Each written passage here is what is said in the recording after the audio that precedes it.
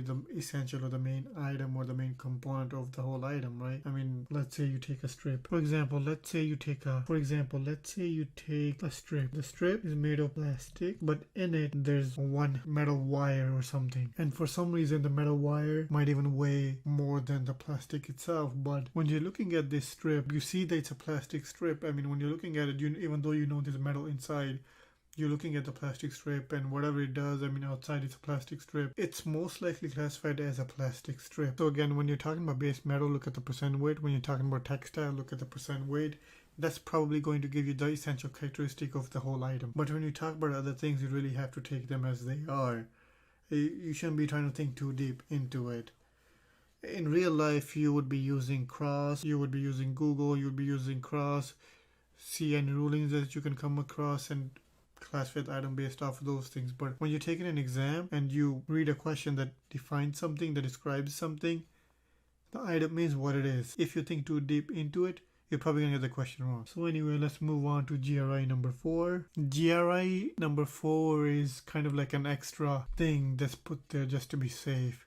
GRI 4 states that if you can't classify something by what it is, then you go with the items which is the closest. Moving on to GRI number 5. GRI number 5 has 2 parts as well. GRI number 5 is pretty much about containers or packagings or packing itself. GRI 5A states that if you have a specialized container, for example, if you have a guitar case, a camera case or something, a case that's specially designed for the item that goes in it, then you classify the item the same way as you classify the item it's shipped if the items are being shipped together. For example, okay, let me just write it down for you. So as an example, you're trying to import 10 cameras and 10 camera cases. In this case, the cameras will have an HTS code, and the 10 cases, they will also have the same HTS code as the cameras. What if you have more cases than the cameras? Let's say you have 20 cameras, 10 cameras, and 20 cases. Well, in this case, you have to split up the cases. 10 of the cases will have the same HTS as the camera. The other 10 cases will have a separate HTS. In this case, the 10 extra cases that you have, they'll have their own separate HTS code, which will not be the same as the camera. Let's move on to GRI 5B. GRI 5B states that if you have normal packing, which is used to pack stuff and has no intrinsic value, then that packing itself is classified the same way as the items it holds. So let's say you have let me write that down for you as well. So let's say you have a normal squared packing, and then you have dolls. You put the doll in the packing and ship it. In this case, the box and the doll will have the same HTS. But GRI 5B only applies to boxes or containers or packing which has no intrinsic value. For example, in this case, since it was a box which was pretty much disposable box, so the doll comes with the box and the box gets used, and that's about it. There's no other value of the box. It was just used for the shipment and then thrown away. What happens if you have let's say you're buying a doll, but the doll comes in a steel container which can also be used as a spray bottle later on, let's say. So we have let's say we have a doll, and then we have a packing which looks like a spray bottle. So it will come as a doll inside the spray bottle.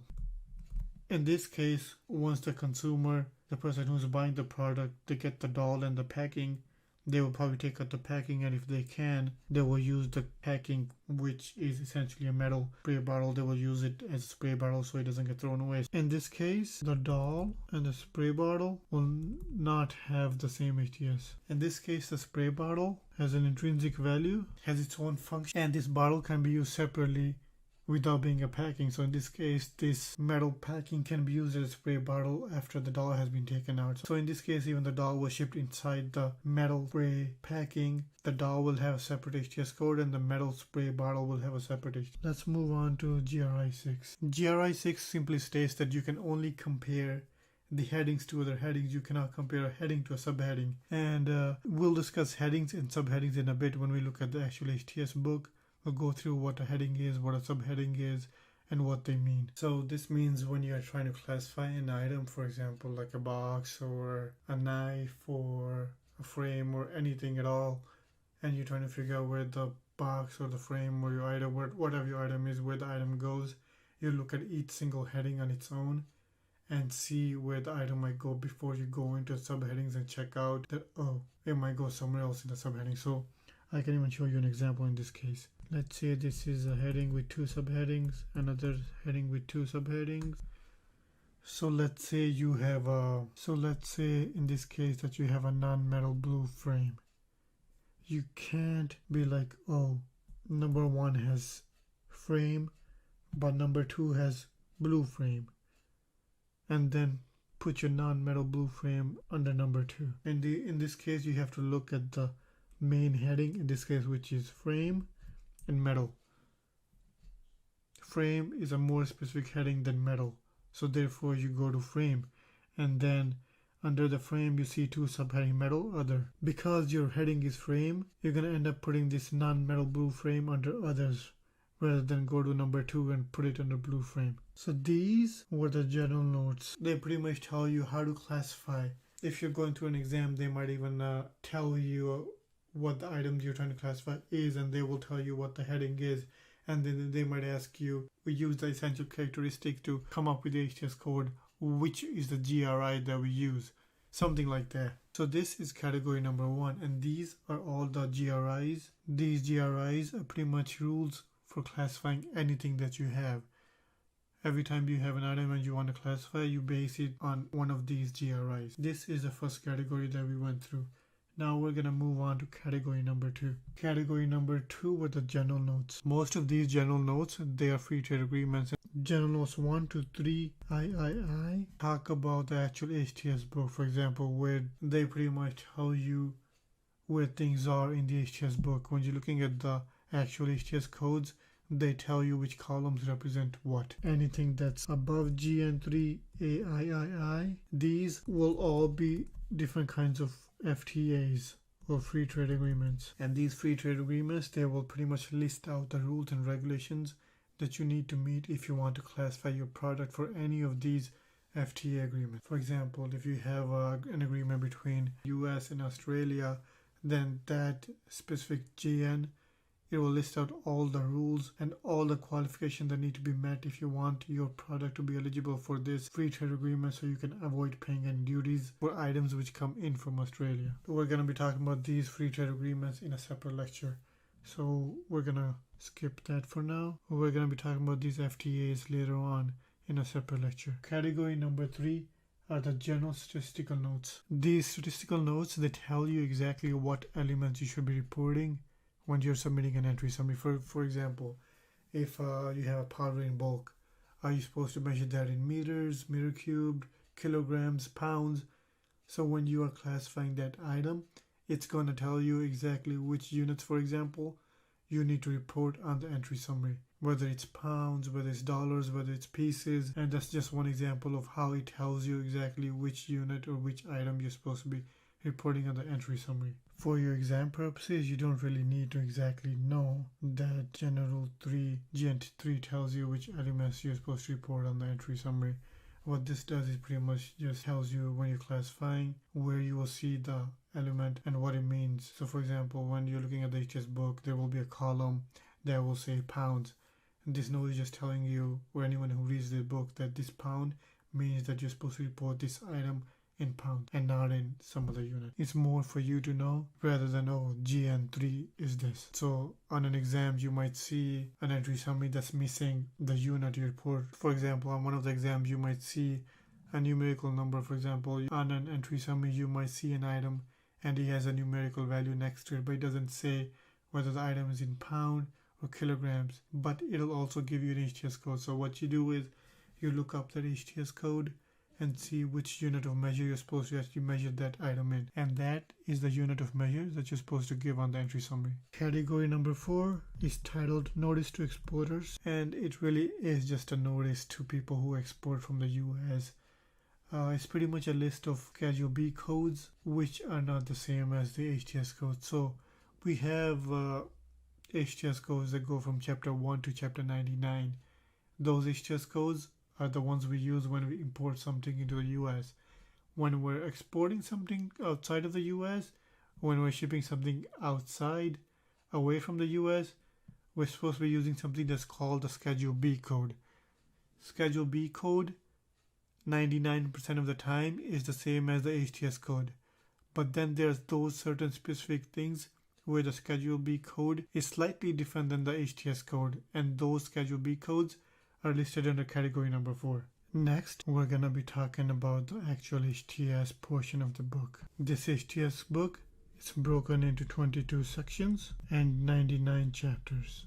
That means this HTS code book has 22 categories in itself and pretty much 99 subcategories. These categories, at the beginning of each section, we have notes which are called section notes, and then at the beginning of each chapter we have something called the chapter notes. The section notes, they are the rules and regulations of that specific section. So for example, section number 1 might have 5 chapters, section number 2 might have 4 chapters, and section number 1, whatever the rules and regulations are there or the exclusions written on those section notes, you have to be careful and notice those and take those notes in mind when you are classifying anything in the first chapters that are within that section. And the chapter notes, they apply only to those chapters. So chapter 1 note is going to apply to chapter 1, chapter 2 note is going to apply to chapter 2. But if there's a chapter within a section, then you have to understand that the section notes and the chapter notes apply to that chapter. Then we also have statistical notes. Then we also have the statistical note, which might reference you to either another section or might tell you what something is. Practice exams, so you get into the mindset of the way CBP writes questions. You have to be able to understand how they're writing questions and what they expect you to think. That's why you do all those questions. That's why you do all those exams. You go as back as you can. You go back as much as you can, and you do as many practice questions as you can, so you can actually get the mindset of CBP and try to figure out how they think. You're not trying to learn where to classify items. You're trying to think how they think and how they process something. Also, when trying to figure out the essential component of what something is made of, you have to keep a note in mind. You should understand one thing. When you're trying to figure out what something is made of, there's something that's called wholly made of. Wholly made of. What does that mean? Something is wholly made of essentially when they're completely made of one thing.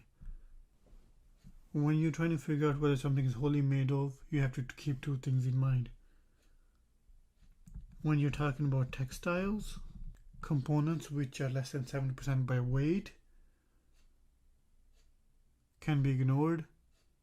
So let's say you have 6% cotton and 94% polyester. In this case, is this item wholly made of polyester? Technically no, but for US Customs and the HTS book, this is wholly made of polyester. Other items, when you're looking at other items, you can look at the value. So let's say you have a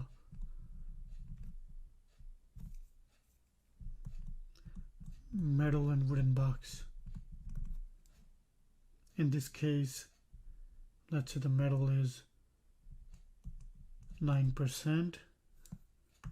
Let's say the metal is $9 and the wood is $91. So the value of the metal is less than 10%. That means this item is wholly made of wood. So therefore you classify this item under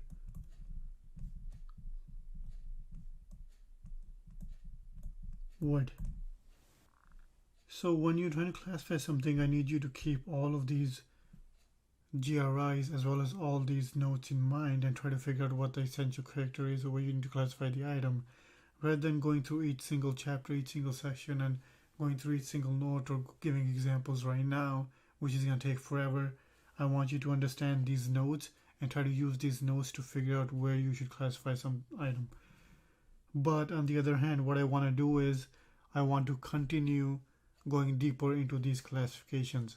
From now on, what I'm going to do is actually every single day I'm going to take at least one question from the exam and probably just one real life item, and I'm going to classify both things for you.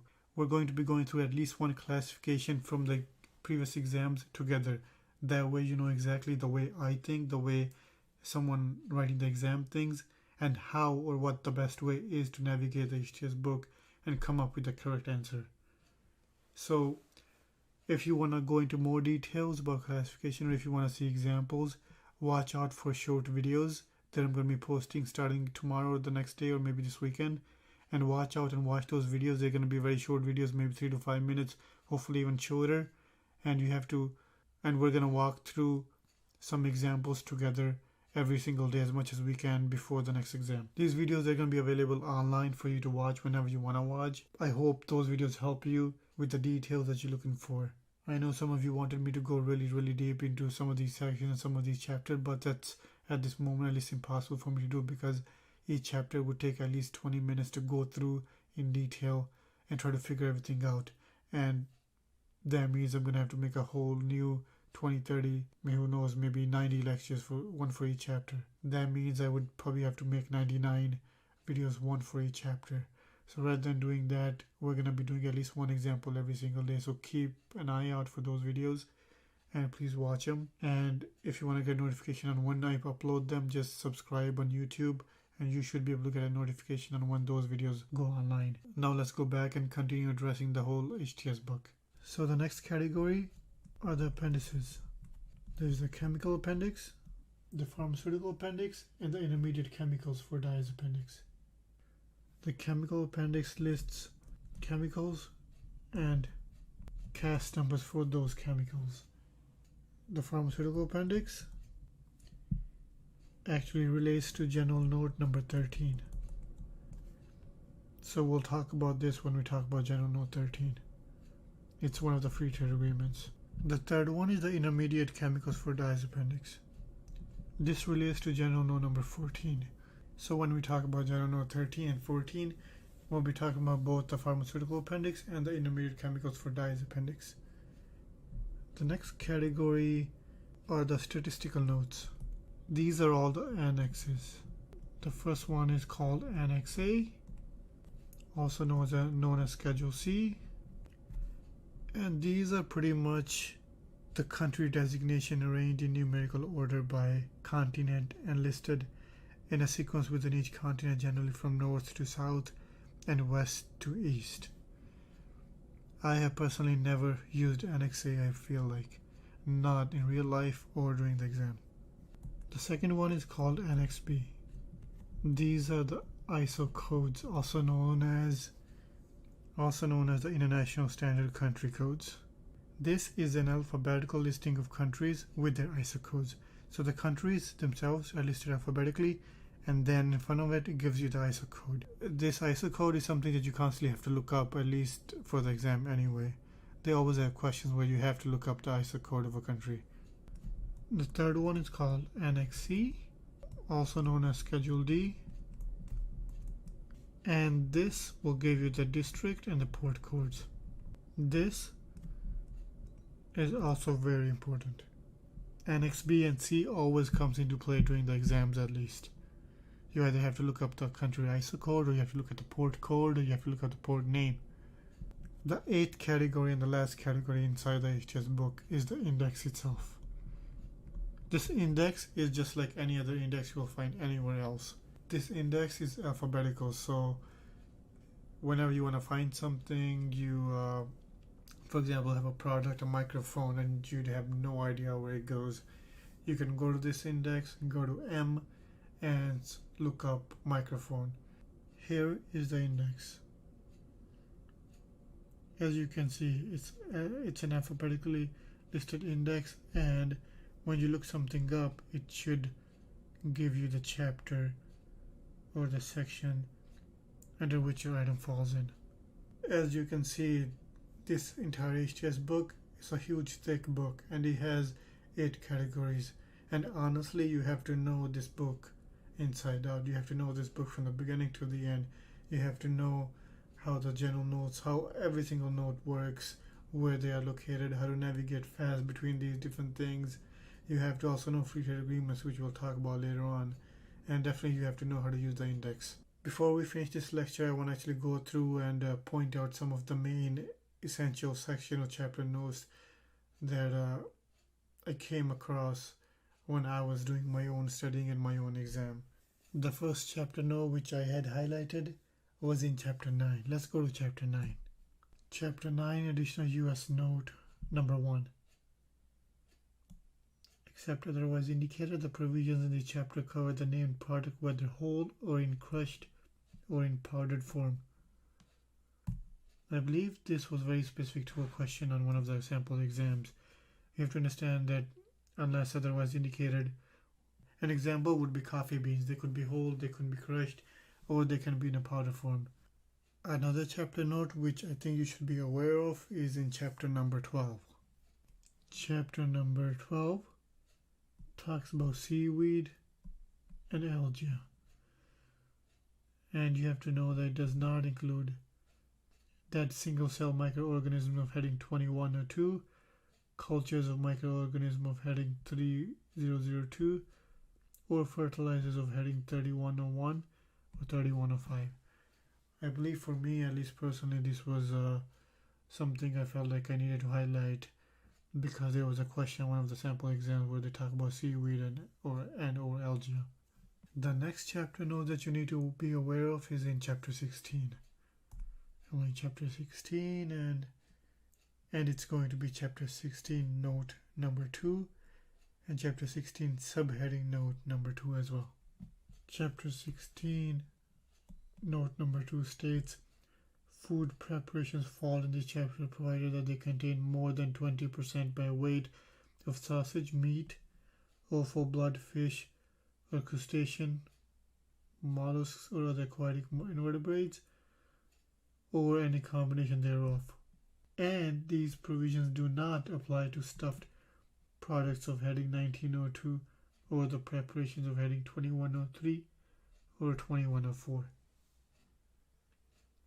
Again, if you did the sample exams, you'll see that there was a question which actually brings you to chapter 16, but then when you look at these chapter notes, you realize that it can go under chapter 21 as well.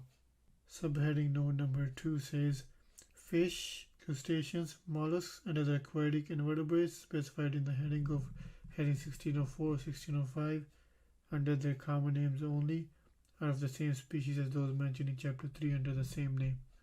Sometimes on the exam you get questions where you have to look up something in chapter 16 or see whether something in chapter 16 actually applies to your product or not. But the thing is, these chapter it won't exactly give you what fish or these crustaceans are. So in that case, you have to go back to chapter 3 and look under different headings of chapter 3 and see what type of fish, what type of crustaceans, what type of other aquatic animals actually fall under these name headings. The next chapter note that you need to be aware of is chapter 17, subheading note number 1. This says that for subheadings 1701.12 to 1701.14, raw sugar means a sugar whose content of sucrose by weight in dry state corresponds to a polarimeter reading of less than 99.5. In this case, you need to be aware of these 99.5 degree because sometimes they're going to give you a sugar or sucrose or something and actually tell you that the reading is less than 99.5 degrees. In that case, the classification is going to fall out of this chapter. The next couple of chapter notes you need to be aware of is in chapter 19. It's chapter note 1a and chapter note 3. This says that chapter 19 does not cover food preparations containing more than 20% by weight of sausage, meat, offal blood, fish or crustaceans, mollusks, or other aquatic invertebrates or any combination thereof, except in the cases of stuffed products of 1902. That means if you have stuffed product of heading 1902 made of these different things, that's more than 20%, then this means that food preparation containing more than 20% of these items actually falls under chapter 16, except when it's a stuffed product of chapter 1902. I feel like this is something you really need to be aware of because the way they word things, depending on how much percentage of these items are in it or whether there's a stuffed product of 1902 or not. They have actually tried to trick people back in the older exams this way. So I feel like this is one of the notes where you have to note down that. So I feel like this is one of the notes you need to be aware of when you come across something that has anything to do with food preparation that's more than 20% of these items. Note 3 states heading 1904 does not cover preparation containing more than 6% by weight of cocoa. Calculated. It states that heading 1904 does not cover preparations containing more than 6% by weight of cocoa. Again, this is another note you need to be aware of. In chapter 20, you need to be aware of note number 4, which is tomato juice. The dry weight of content of which is 7% or more is to be classified in heading 20 or 2. In the past, I've seen a couple of questions on the older exams where they actually need you to be aware of this percentage to be able to know if it's going to be classified under chapter 20 or not. The next chapter note that you need to be aware of is actually in chapter 26 and is statistical note number 2. In statistical note number 2, it actually defines what course means for HTS code 2601110060, and it says iron ores with a majority of individual particles having a diameter exceeding 4.7 millimeters. The next chapter note that you need to be aware of is chapter 42, note 3b. This means if you have items that fall under 4202 or 4203, even though they might have metal, natural pearls, or other precious or semi-precious stones, they are still going to be classified under chapter 40 under HTS code 4202 and 4203 rather than something where the precious stone or precious metal is the item which is used to classify the thing. So if you have a trunk or a case which has gold lining on it, since you might think that gold is very precious, so we're going to base the classification based off that gold rather than the trunk. Well, in that case, that's not true. You actually classify the items under the appropriate 4202 or 4203 HTS code, even though it has a gold precious lining. I guess one note that you can take down when you talk about textiles is that rayon is a textile material. It's not synthetic, it's made from pulp, so it's actually a man-made fiber. Next, just to let you know, chapter 51, it actually has definitions for wool, fine animal hair, and coarse animal hair. So later on down the chapters, when you go to a different chapter and they say wool, fine animal hair, or coarse animal hair, they won't give you these definitions again, or what they are, or which animals it comes from. So at that time, you have to actually come back to chapter 51, which is textile materials. This is pretty much where it starts, and come and look at what they actually mean. Next, you need to be aware of some definitions in chapter 54. As you can see, they define what a man-made fiber is. This was actually is what rayon is. They have definitions for synthetic and artificial, and the man-made, synthetic, and artificial are the same when you talk about textile. Next is chapter 57, chapter note. Just be aware what carpets and other textile floor covering means. It means the floor coverings in which textile serves as the main material and exposed surface.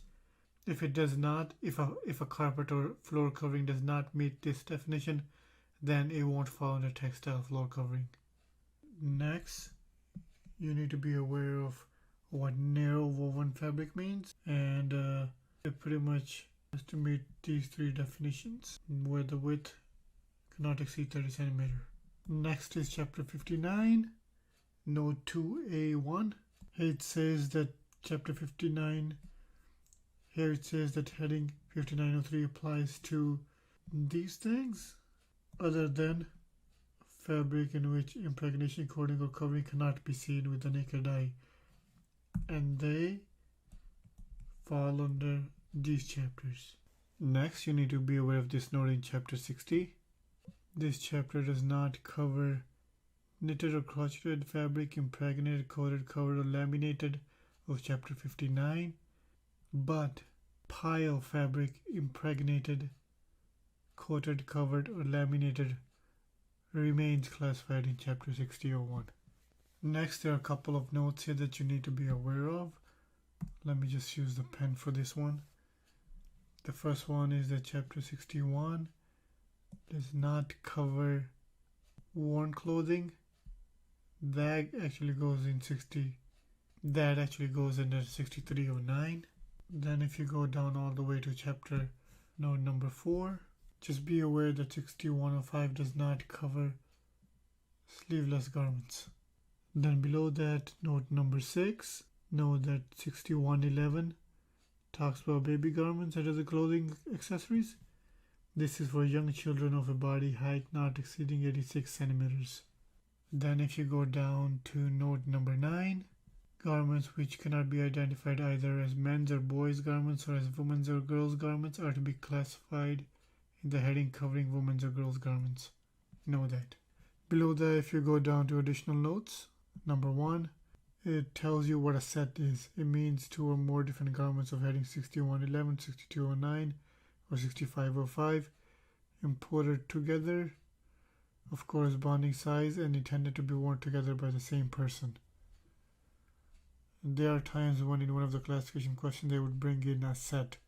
So you have to actually know whether it should be classified as a set or as by the main essential item that's defining what the item is. Below that, you can go down to statistical notes and then number 3 and 6. Just be aware of 9 or fewer stitches per 2 centimeters. It talks about how sweaters that include garments are with 9 or fewer stitches per 2 centimeter. Note number 3 is different than note number 6. Over here, it's exceeding 9 stitches per 2 centimeter, but less than or equal to 18 stitches per 2 centimeter. Sometimes they're going to have textile items where they actually do talk about stitches per centimeter, and you actually have to read the question